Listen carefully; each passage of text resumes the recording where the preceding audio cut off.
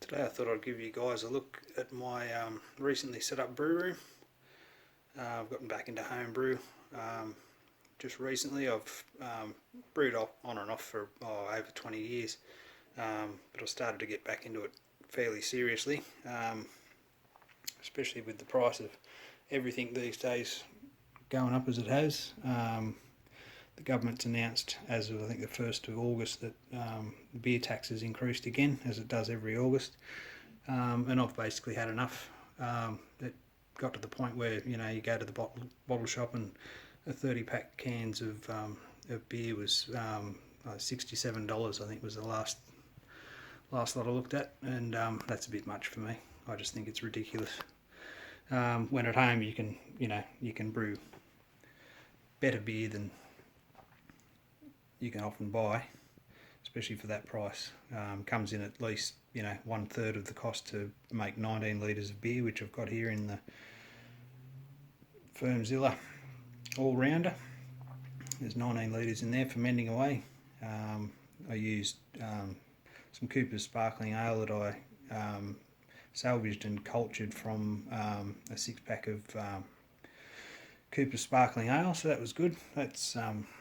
That's feeding its pressure. It's set at 10 psi, but the excess pressure that comes out of the spunding valve is heading down into a keg that I've just cleaned out today.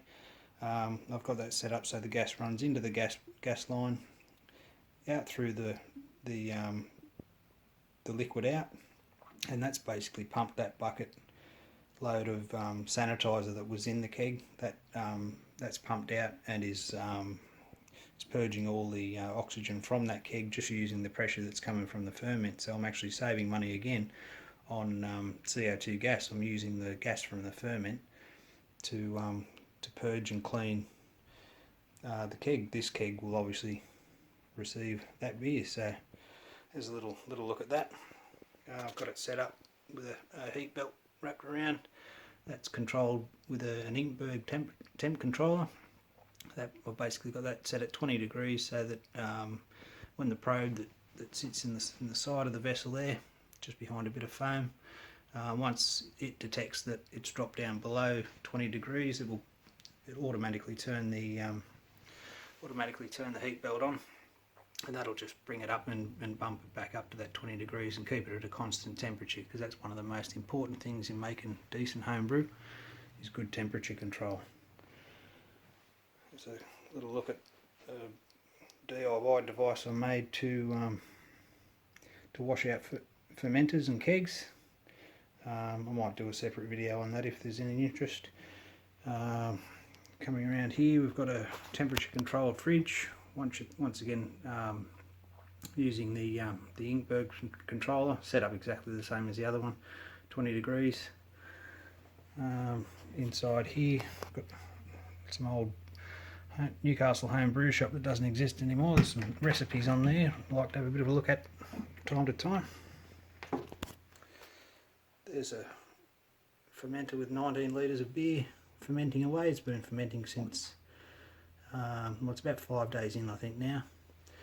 And there's some more yeast that I've cultivated from a Cooper's IPA. That was once again a 6-pack that I bought. Just saved the yeast in the bottom, cultured it with a bit of light dry malt, and put a little airlock on it. And that's ready to dump into the next IPA that I make. So that's a look at that fermentation fridge there. Once again, it's all about keeping those constant temperatures. I've got various jars that I picked up today. That's for washing yeast. So I want to keep that sparkling ale yeast from the Cooper's bottles. I want to keep that going. I want to use that in subsequent brews. So there's techniques you can use to wash the yeast and keep it healthy and reuse it time and time again. So it saves you, to use like a USO 5 or something like that. You're looking at about $5 or $6 every time you do it. By reusing yeast, it costs you nothing. The initial outlay, of course, for the 6-pack, but from that point on, you can continue to reuse it. There's a full keg that I filled the other day. That was the brew before this one here.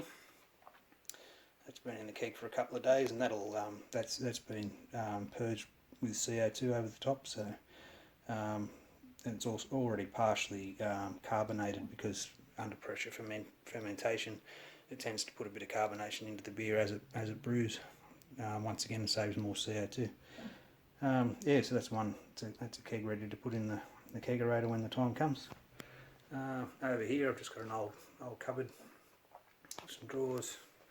I just store liquids and brew enhancers and sugars ready to go for the next time. A couple of cleaning brushes and things. A few spare parts in that drawer there. Various hoses and brushes and sieves. Basically, I'll dedicate this room as the brew room. Keeps all this stuff out of the rest of the house and keeps it all in one location. There's a few tools that I use for various things. I'm in the process of converting all my kegs from these pin locks, converting them all over to ball lock. That just keeps everything uniform right through the brewery now. So these pin locks I bought probably 20 years ago, 15-20 years ago. I've used them no problem up until now, but with the new gear, the pressure fermenting and everything's ball locked these days, so I've bought some new ball lock posts and connectors, so I'm all set. Just basically got to wait to empty the other kegs in order to put the new ball locks on, which is just a straightforward conversion. You just basically unscrew the pin lock and put the ball lock on. Yeah, so that's a bit of a look into the brewery. Squirt bottle, spray bottle of Star San there, or Star San equivalent, and just yeah, thermometer and funnels and things like that. Yeah, so as I say, this is just a quick video, just to give you a quick look at little home brewery setup that I've done. The whole idea behind it is to save money. I mean, $67 for a carton of beer, that's a bit ridiculous. I don't care what anyone says, that's a bit much for me. So with this setup, I've got 4 kegs on the go, so pretty much I haven't had to walk into a bottle shop for probably about a month now. So that's apart from buying the 6-packs to culture the yeasts. Other than that, it's all DIY and homemade. So there's a little bit of a look at that. If there's any interest, I'm happy to go into it further and maybe bring you along on a brew. But I'll probably put together a quick video of how to use my homemade fermenter cleaner. It's just a submersible pump, some PVC fittings you can pick up at Bunnings. Works really well. So anyway, there you go. Hope you enjoyed. Please like and subscribe. Bye.